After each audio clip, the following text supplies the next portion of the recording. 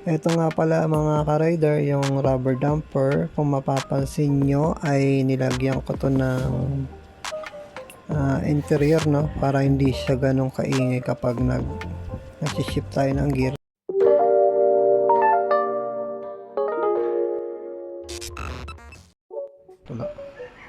Hi, kumusta kayo mga ka-rider? At ngayon ay meron tayong gagawin at mag-check tayo ng ating motor. Ang issue nito ay nalagotok siya, no? Tumutunog siya kapag umaandar tayo, especially kapag nag-shift tayo ng gear. So check muna natin kung okay pa ba yung bearing. Kaya naisipan ko na baklasin to para makita rin natin kung meron na tayong kailangan palitan, especially dito sa bearing ba, or kung may iba pa pong sira na kailangan natin i-check. So manood kayo at simulan na natin.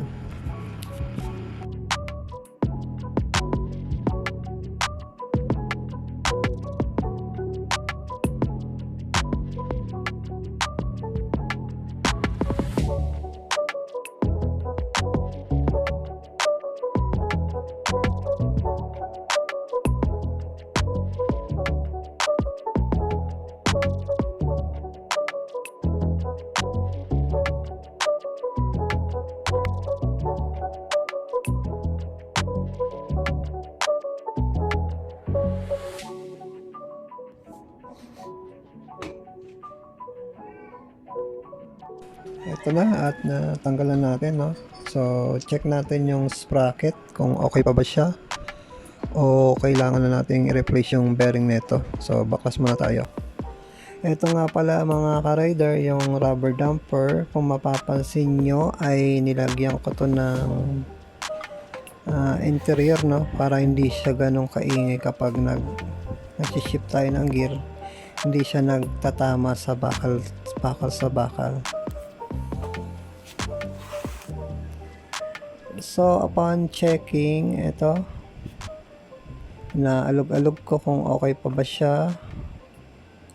So medyo may play na rin yung bearing natin. Kailangan na natin siyang i-replace ng bago. Ayan, oh, may konting galaw. So tara, samahan nyo ako. Ito, gagamit lang tayo ng screwdriver. Tanggalin natin tong cover ng ating bearing na yung goma, yung rubber. So gamitin natin tong inner spacer natin at ipupush natin siya gamit yung ating martilyo pa dahan-dahan, no? Para matanggal natin yung bearing. So ganyan lang, bahagyang pukpok hanggang sa lumabas yung bearing dun sa likod. Ayan. So ayan, kung mapapansin nyo, nakaangat na yung bearing. So i-push na lang natin siya pababa, no, gamit tong ating Phillips screw. So konting pukpok para matanggal natin. Ayan, sa nakikita nyo, ipupukpok ko ng martilyo para unti-unti lumabas. Yan, nalaglag na siya.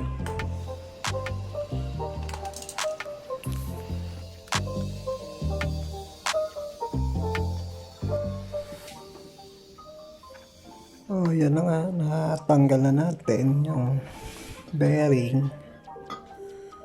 At check natin yung number ng bearing kung anong size.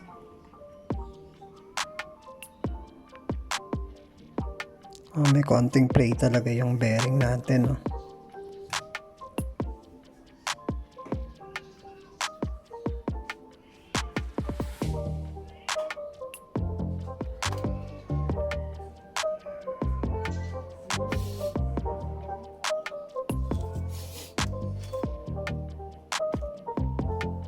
So linisan natin ng bahagya yung paligid ng ating pagkakabitan ng bearing at mag-apply na rin tayo ng grasa.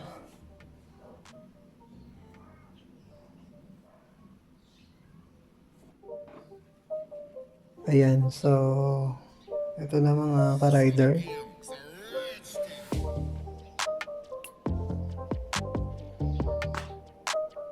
Kuha na tayo ng bagong kapalit ng bearing. So ito ngayon yung ipapalit natin na bearing mga ka-rider.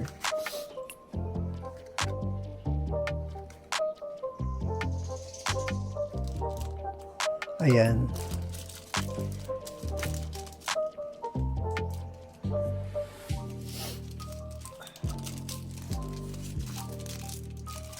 So, ganun din yung procedure na gagawin natin kapag nagkabit tayo ng bearing, no? Applyan muna natin to ng grasa sa magkabilang side. And then, ipasok na natin. Ayan, kailangan sakto at lapat na para sabay yung lubog ng ating bagong bearing na ikakabit. So medyo tumagilid, papasinunin natin.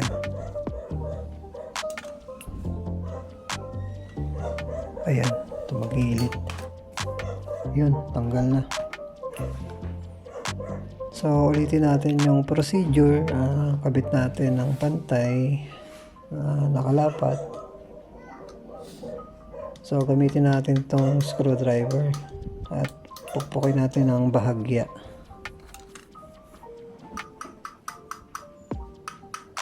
Yan, dandahan paikot, no? Yung bearing, paikot.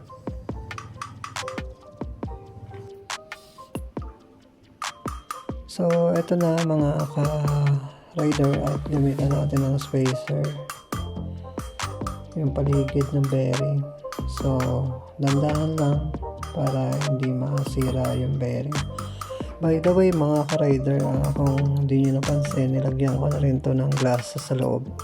Yung paligid ng bearing para iwas kalawang at the same time matakpan, no, yung mga bulitas para hindi pasukin ng tubig. Isa rin kasi yun sa nagiging cause kaya kinakalawang yung mga bearing natin kapag nababasa.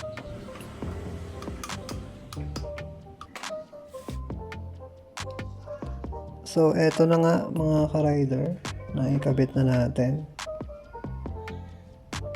Ayan. So nakakabit na rin yung kanyang rubber na nakapaligid dun sa bearing. So goods na to. So kung mapapansin nyo, yan, no, may interior sa paligid. Nilagyan ko lang yan para pag shift tayo, yung tama nung play nung sprocket sa bakal ay hindi maingay, no? At the same time nakakatulong siya para sumikip